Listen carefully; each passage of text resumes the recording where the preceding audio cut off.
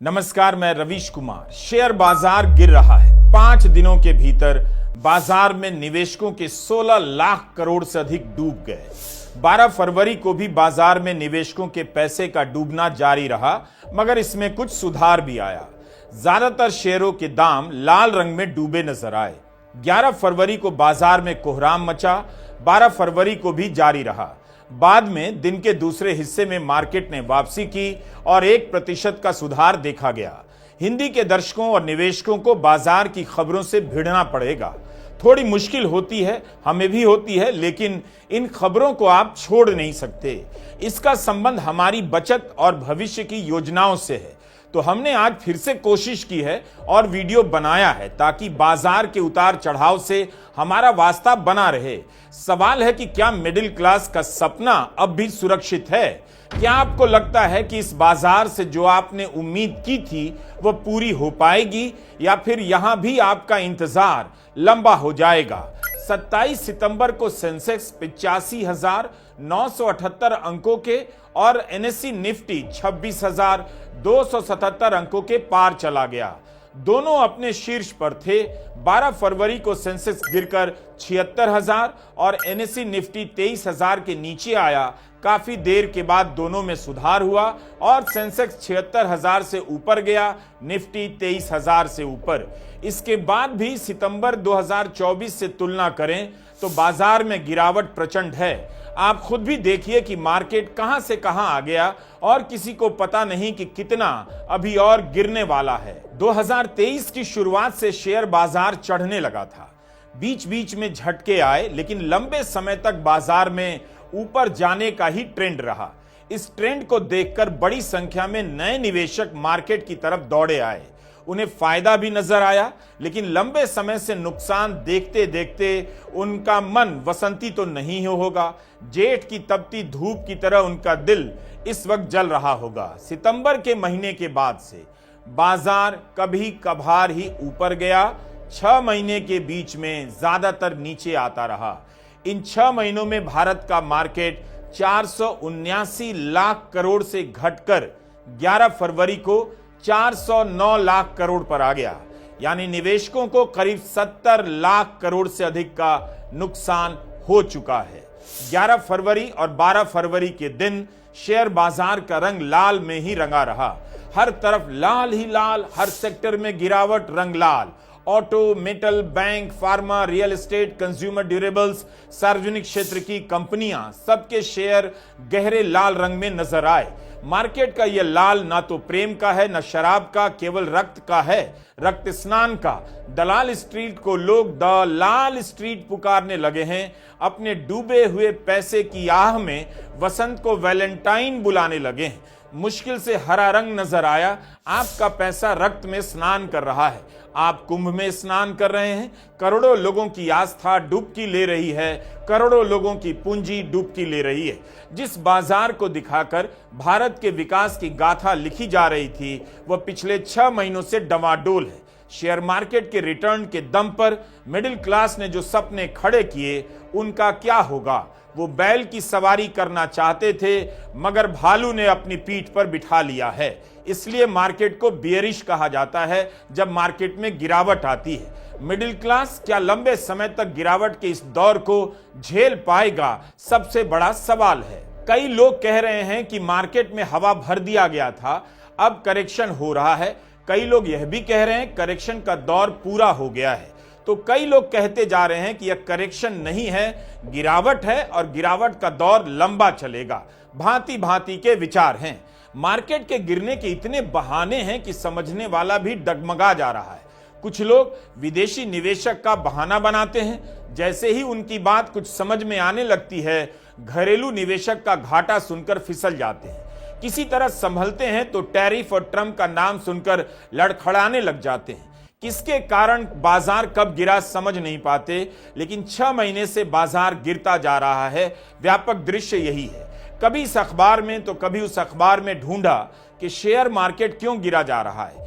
Trump ने आयात शुल्क यानी टैरिफ लगाना शुरू किया है, उससे गिर रहा है। मगर एफटी में फाइनेंशियल टाइम्स में एक विश्लेषण पढ़ा।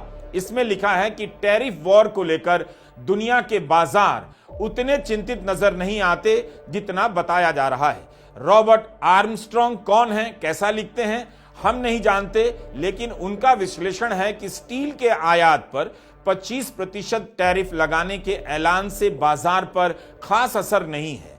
चीन में भी बाजार कुछ कमजोर हुआ है, लेकिन ऊपर की तरफ है। मेक्सिको और यूरोप के बाजार में अफरा तफरी है, मगर अब स्थिति संभल रही है।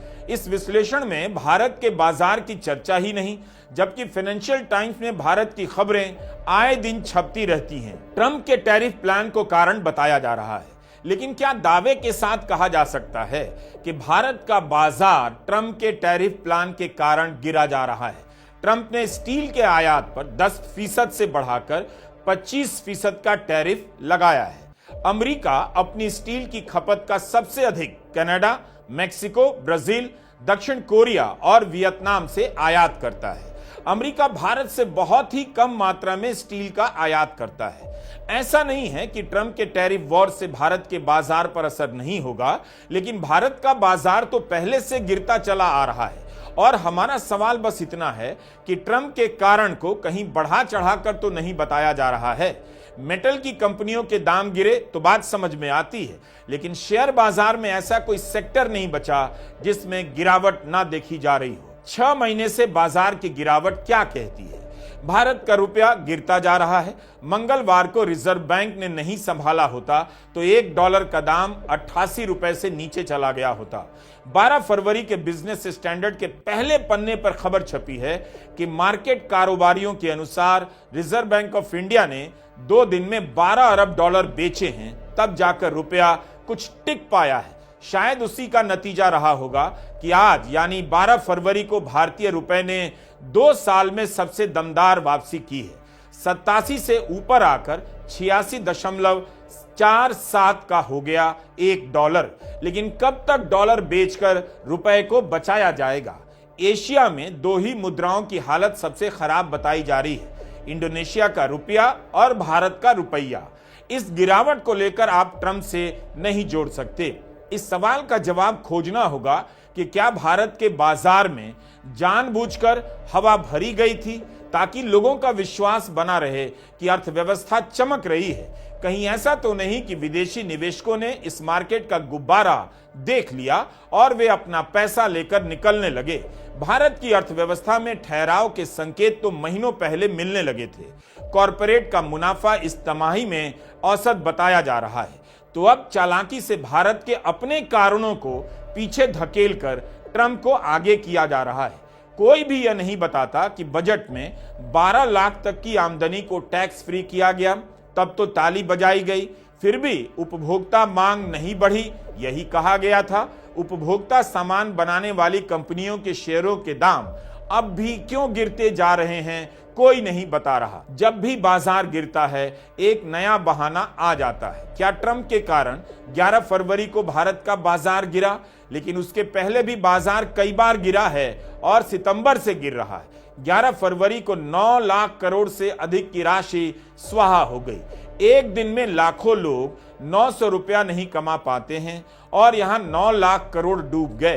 ट्रंप को खुश करने के लिए भारत ने बजट में ही कई चीजों पर आयात शुल्क घटा दिए। अखबारों में हेडलाइन है कि प्रधानमंत्री मोदी अपनी तरफ से टैरिफ प्लान लेकर जा रहे हैं ताकि ट्रंप के गुस्से को शांत किया जा सके।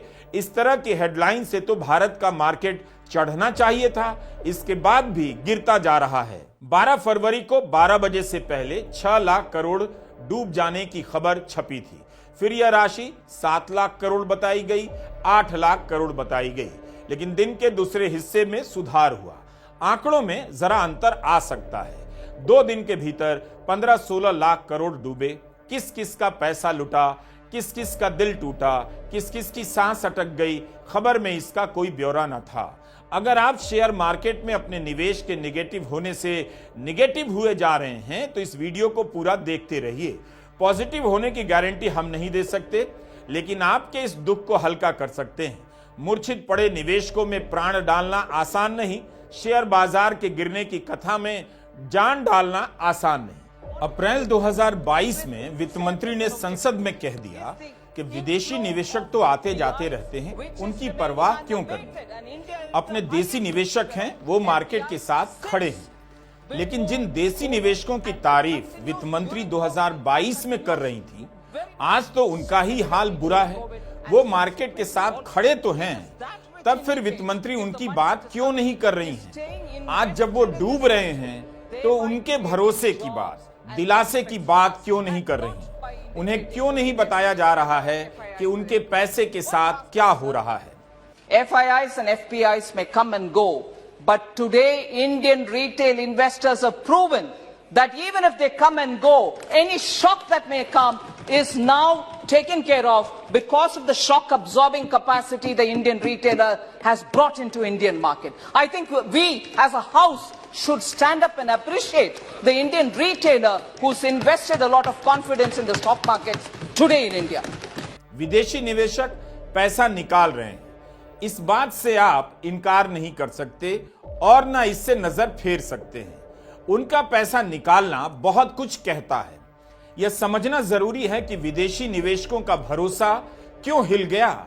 सितंबर 2024 के पहले विदेशी निवेशक आंखें मूंद कर भारत के विकास की कहानी में यकीन कर रहे थे, लेकिन सितंबर के बाद ऐसा क्या हुआ कि विदेशी निवेशकों ने पैसा निकालना शुरू कर दिया?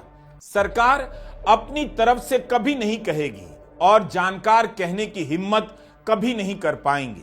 मूल बात है कि विदेशी निवेशकों की नजर में भारत के विकास की गाथा यानी नैरेटिव का जादू उतर गया है। सितंबर की तिमाही के आंकड़े ने ही इसका ऐलान कर दिया था। नवंबर 2024 में जैसे ही आंकड़ा आया कि दूसरी तिमाही में जीडीपी 5.4% रहेगी, इसने विदेशी निवेशकों की आंखें लंबे समय के लिए खोल दी। इसके पहले उन्हें भरोसा था कि कुछ भी हो जाए, भारत का ग्रोथ खराब नहीं होगा। 5.4% की जीडीपी ने भारत के ग्रोथ की नैरेटिव को पटरी से उतार दिया। यहीं से शुरू होता है अति आशावाद की जगह अति निराशावाद का दौर। विदेशी निवेशकों ने पैसे निकालने शुरू कर दिए। भारत के ग्रोथ की जिस कहानी को प्रधानमंत्री मोदी ने दुनिया भर में घूम घूम कर सुनाई, मार्केट की जुबान में जिसे बेचा, उस कहानी के खरीदार कुर्सी से उठकर सिनेमा हॉल से बाहर जाने लगे। इसी बीच एक और घटना होती है। चीन ने अपनी अर्थव्यवस्था को स्टिमुलस देना शुरू कर दिया। सरकार पैसे डालने लगी, जिससे संकेत मिला कि सुस्त पड़ी अर्थव्यवस्था में जान आ रही है। चीन का मार्केट वापसी करने लगा। चीन के मार्केट का स्टॉक ऊपर गया और इस खबर ने चीन की स्टोरी पूरी तरह बदल दी। भारत के बाजार से निकला पैसा चीन की तरफ भी मुड़ा, लेकिन सारा पैसा नहीं गया। कुछ समय के लिए कुछ ही पैसा चीन की तरफ गया। विदेशी निवेशकों के लिए खेल का मैदान बदल चुका था। खेल का मैदान अब चला जाता है अमेरिका। सारे निवेशक अमेरिकी बाजार की तरफ दौड़ने लग गए, क्योंकि उसका स्टॉक मार्केट ऊपर जाने लगा। इस बीच अमेरिका का मार्केट कैपिटलाइजेशन पूरी दुनिया के मार्केट कैपिटलाइजेशन का 70% तक हो जाता है। इतना बड़ा बाजार हो गया उसका। हाल के कई दशकों में ऐसा कभी नहीं हुआ था। भारत में जो विदेशी निवेशक पैसे लगा रहे थे, भारत को लेकर उनकी आंखें खुल चुकी थीं और अमेरिका उनकी आंखों के सामने एक नया सपना बनकर खड़ा हो चुका था। क्या कभी आपने सोचा था कि भारत के मार्केट का कंपटीशन अमेरिका के मार्केट से हो जाएगा? लेकिन हो गया। इन 3-4 प्रमुख कारणों से विदेशी निवेशकों ने भारत की तरफ देखना बंद कर दिया है। भारत सरकार समझ गई थी, इसलिए इस बार के बजट में टैक्स में कटौती की गई, लेकिन निवेशक इन बातों से उत्साहित नहीं होते हैं। वो जानते हैं कि टैक्स की छूट का असर बहुत ज्यादा नहीं होता, 1-2 तिमाही में दिखेगा, उसके बाद गायब हो जाएगा। फिर भी अगर टैक्स की छूट से मार्केट में जान आती है, लोग खरीदने लगते हैं। 5 रुपए की बिस्किट के पैकेट की जगह 50 रुपए, 100 रुपए, 1000 रुपए खर्च करने लगते हैं, तो निवेशक उस दिन का इंतजार करेगा, आंकड़ा देखेगा कितना उछाल आता है। अगर उपभोक्ता कंपनियां अच्छा करेंगी तो हो सकता है कुछ निवेशक भारत की तरफ लौटने लग जाएं। एक और बात है, जब डॉलर के मजबूत होने की खबरें चलती हैं तो निवेशक अक्सर विकासशील देशों की तरफ नहीं जाते। उन्हें पता है कि डॉलर मजबूत होगा तो इन देशों में निवेश का फायदा नहीं मिलेगा। मोटा मोटी यही बात हमें समझ में आई।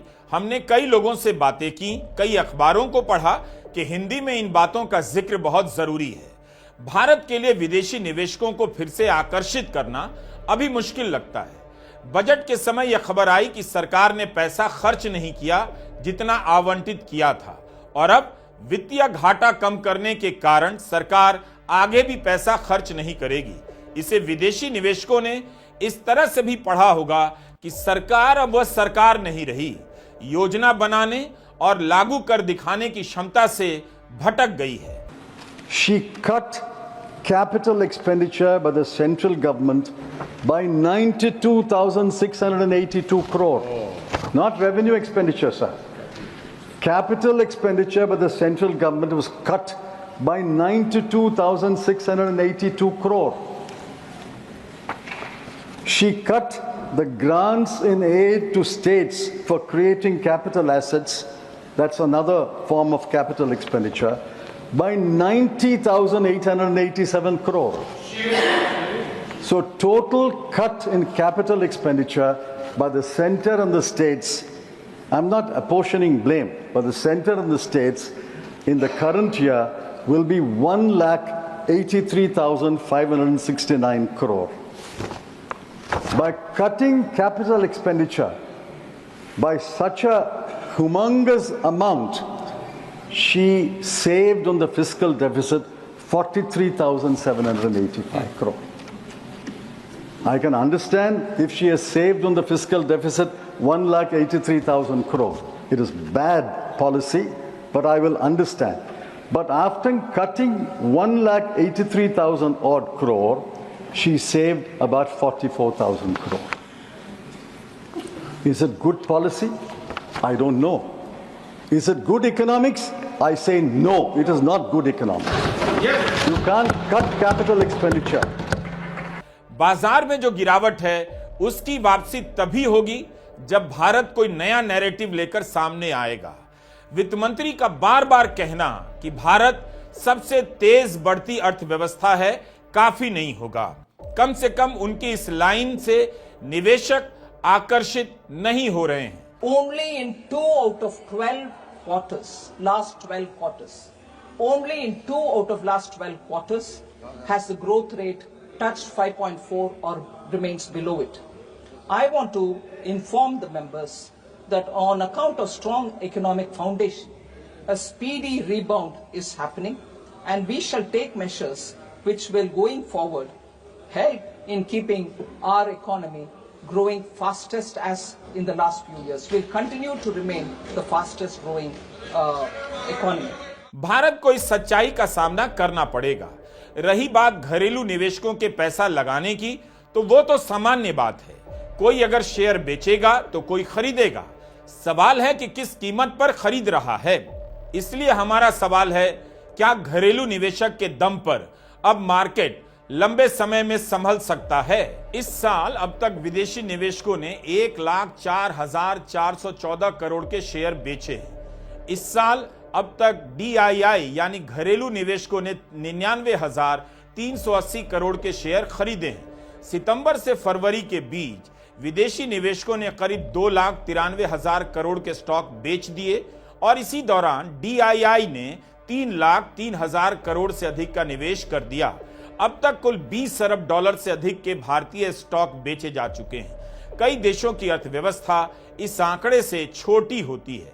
सवाल यह नहीं कि जितना विदेशी निवेशक निकालते हैं उससे थोड़ा कम या ज्यादा घरेलू निवेशक लगा देते हैं। सवाल है कि घरेलू निवेशक को क्या मिल रहा है। क्या उनका पैसा, उनका निवेश डूब रहा है या मुनाफा कमाने की उम्मीद है? DII में बड़ा हिस्सा म्यूचुअल फंड का होता है।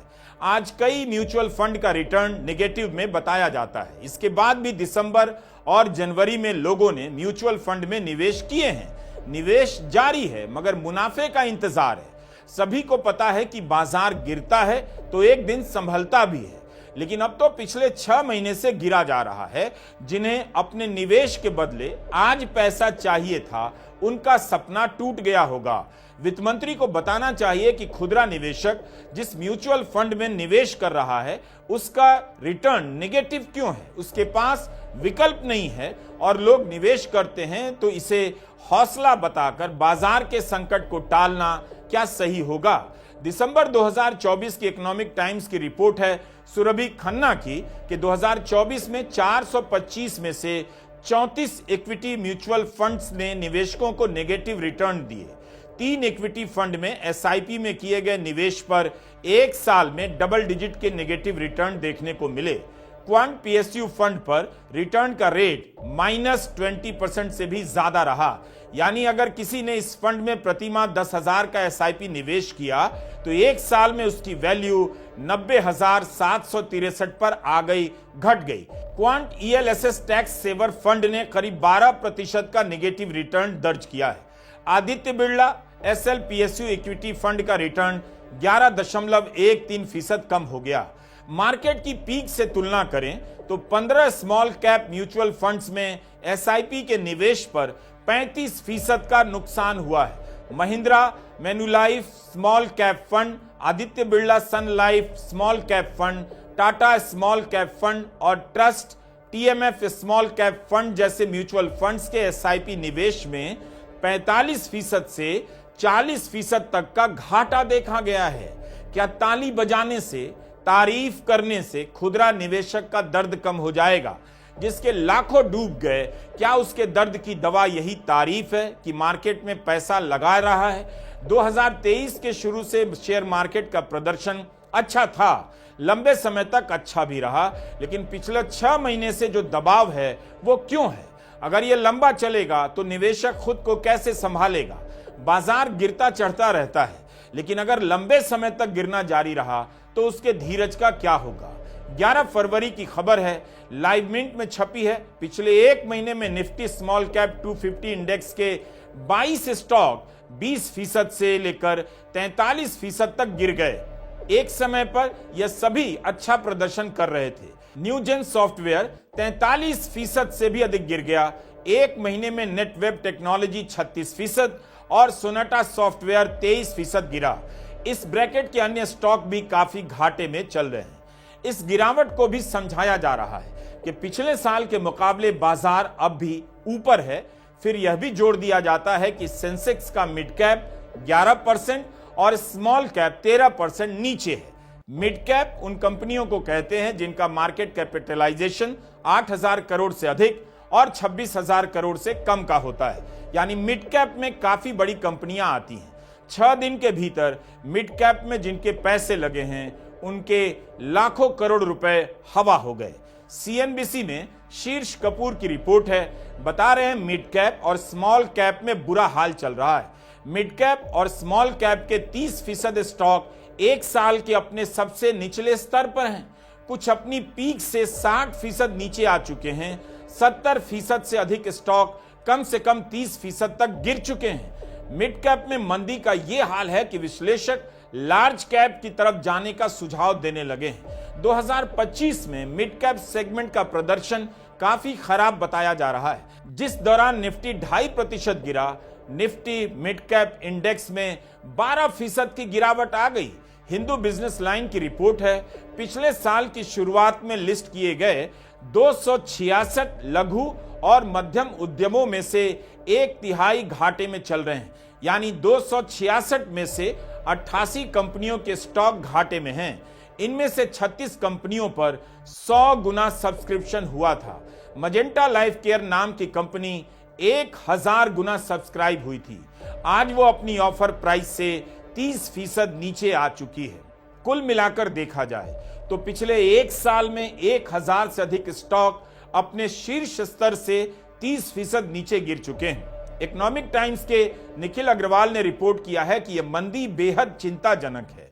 बॉम्बे स्टॉक एक्सचेंज पर ट्रेड किए जाने वाले 4000 स्टॉक में 500 करोड़ से अधिक की मार्केट कैप वाली 1058 कंपनियों की वैल्यू कम से कम 30% कम हुई है।